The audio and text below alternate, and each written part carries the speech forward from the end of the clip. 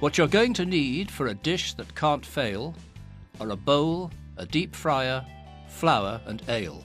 Stir the mix in the bowl, give your fillets a coating, heat oil in the pan, then watch the fish floating. Turn up the heat, hear the sizzle and spit, serve them with chips, and hey presto, that's it. What you have just heard is John Mole reading one of a collection of poems based on our favourite national dishes. They have been written in association with Morrisons, the idea being to help people remember how to cook great British classics. After all, rhymes have long been used to help commit facts and figures to memory, and new research suggests these poems are badly needed. 27% of Brits aren't confident in the kitchen, and 1 in 10 of us admit we simply can't remember ingredients for simple things like Yorkshire puds. The rhyme you've just heard is all about fish and chips. I'm going to show you how to make it. But what do you make first? Do you make the fish or the chips? With this recipe, I've got all the answers. What we're going to do is we're going to blanch the chips. And when I say blanch, that means cook them in some boiling water for about 2 minutes. Give them a little head start before we put them in the oven. So we've got these here. Like I say, they've been cooked just for 2 minutes. And then we're going to put those straight into a roasting tray.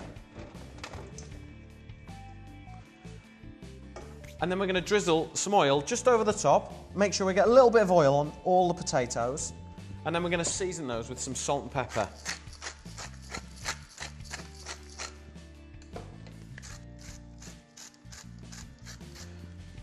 Give the chips a really good shake round. Make sure the oil coats all the potatoes and then pop those in the oven for 40 minutes at 220 until they're really golden and crisp.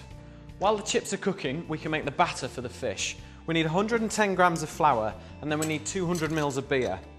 This is a 500 ml bottle, so I reckon just under half of that. If you're not sure, just use a measuring jug. Just pour the beer in and keep whisking.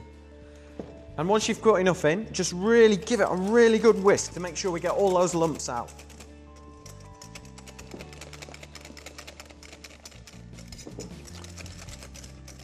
Once you've got a really nice smooth batter, just put it to one side and let it rest while you get the fish ready.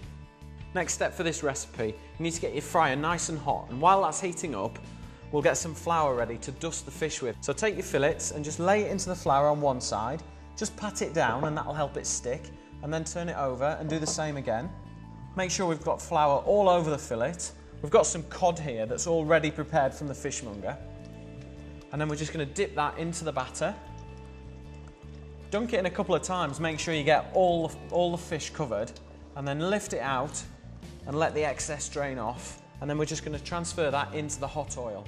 And when you are doing that, lay the fish away from you, and then there's less chance of you ever getting splashed.